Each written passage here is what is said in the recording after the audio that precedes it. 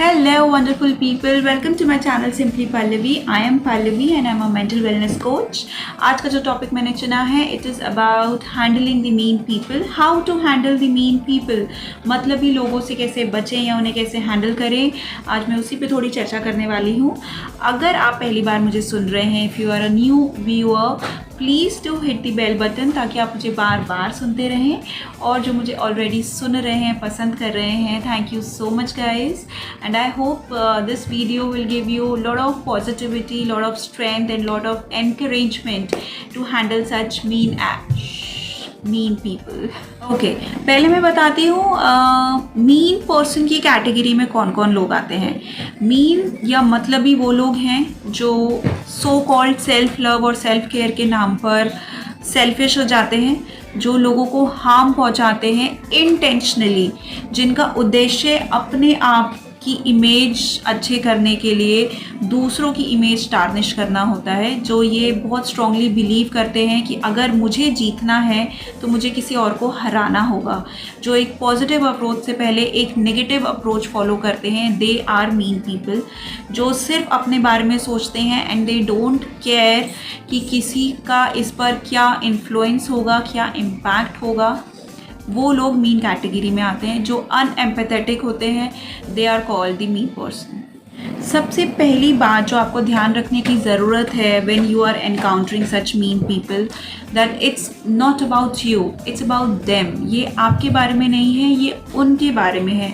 It is showing their character, not yours. जब वो आपके बारे में बुरी बात कह रहे हैं, आपका कैरेक्टर असैसिनेशन कर रहे हैं, आपकी सेल्फ इमेज टार्निश करने की कोशिश कर रहे हैं, it is showing their approach, not yours. Please accept it. Please mind it carefully that it is definitely not about you. It's about them. Maintain your privacy. Of course अगर आप already एक बार encounter कर चुके हैं ऐसे लोगों से, अब आपको पता है कि उनका ऐसा कैरेक्टर है, तो बेहतर है कि आप अपनी थोड़ी बाउंड्री सेट करें, उनके साथ थोड़ा डिस्टेंस बनाएं, क्योंकि ऐसे लोग अक्सर आपके साथ घुल मिल सिर्फ इसलिए रहे हैं ताकि वो आपके बारे में जान सकें, आपकी और बातें पहचान सकें, आपकी आदतें जान सकें, पहचान सकें, ताकि वो अपनी सुविधा से, अपने हिसाब से वो स्टोरी प्लॉट कर सकें जो भी उनके फेवर में ज़्यादा है और आपके फेवर में कम. So it is very important for you to realize this that now you have to draw some boundaries. और जो लोग अब तक शायद बाय गॉड्स ग्रेस ऐसे किसी लोगों से नहीं मिले हैं, उनके लिए भी इट्स अ कॉशन वर्ड. हर किसी पे ट्रस्ट करने से पहले इट्स वेरी इंपॉर्टेंट टू जज them. Don't be a people pleaser. जब तक आप ये सोचते रहेंगे ना कि आपकी इमेज ख़राब हो रही है, उन्होंने कैसे मेरे बारे में बुरा कह दिया, मैंने तो आज तक कभी उनको कुछ बुरा नहीं कहा, अब मैं उनको कैसे फेस करूँगी जिनसे उन्होंने आपके बारे में बुरा बोला है, या आप लोग मेरे बारे में क्या सोचेंगे, मेरी इमेज ख़राब हो गई है. जब तक आप ये सोचते रहेंगे तब तक आप इस विशियस सर्कल में घूमते रहेंगे, तब तक आप अपने पर डाउट करते रहेंगे, अपनी सेल्फ वर्थ को कम एसेस करेंगे. So stop being a people pleaser. जो लोग आपको जानते हैं पहले से ऑलरेडी, वो डेफिनेट आपकी किसी भी कही हुई, किसी के द्वारा कही हुई आपके बारे में कोई भी गलत बात पर भरोसा नहीं करेंगे. और जो लोग भरोसा कर चुके हैं, दैट्स इटसेल्फ एन इंडिकेशन कि वो आपके अपनों की कैटेगरी में आते ही नहीं हैं. तो उनके लिए दुख मनाना, मलाल करना, it's a sheer waste of time and your precious energies also. जब आप ये 3 स्टेप्स पूरा कर लें, जब आपको ये समझ आ जाए कि it is not about you, it's about them, जब आपको ये समझ आ जाए that you have to draw a boundary from now, और जब आपको ये समझ आ जाए ना that now you don't have to be a people pleaser, then it's a time to speak up for yourself. तब टाइम आता है that आप अपने लिए कोई स्टैंड लें, आप अपने बारे में बोलें, अपने आप को फर्मली सबके सामने प्रोजेक्ट करें.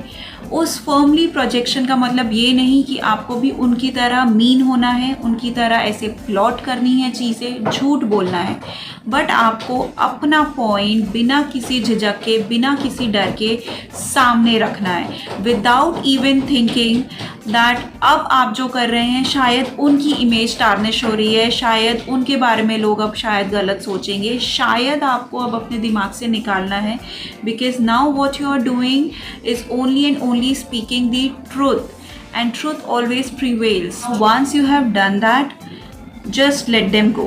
Bless them and let them go. ये बहुत ज़रूरी है. Don't hold up the grudges for that person, क्योंकि वो कर रहे हैं शायद उनका एक अलग अप्रोच होगा, शायद उनकी एक अलग ओरिएंटेशन या चाइल्डहुड या कुछ ऐसा हिस्ट्री रहा होगा पहले, एंड वो उनकी नज़र में सही होगा. बट अब आपके लिए ज़रूरी है for your own mental sanity to let them go, not thinking about that incident or that person anymore. जो हो गया ख़त्म हुआ. आप अपनी हेल्दी बाउंड्रीज मेंटेन करें, उनसे उतना ही मिले, जब भी मिले अच्छे से मिले. Of course if it is she और he is in your close circle और आप उनसे कम्प्लीटली कट ऑफ नहीं कर सकते हैं, तो बेहतर है जब भी मिले अपनी ड्यूटीज़ फॉलो करें. Give them a smile, give them more love, bless them with more love and positivity, ताकि वो ये समझ पाएँ that what they have done or what they are doing with you or with anybody is wrong, और उनको शायद अपने पर काम करने की ज़रूरत है. instead of unnecessary poking them or giving them some bad faces, just let them go, ignore as if they are not anymore present for you. And it is very important for your own mental sanity. Trust me, जब तक आप उसी चीज़ों के बारे में सोचते रहेंगे, उन्हीं लोगों के बारे में सोचते रहेंगे, आप उससे आगे बढ़ ही नहीं पाएंगे. So it's very important to bless them and let them go.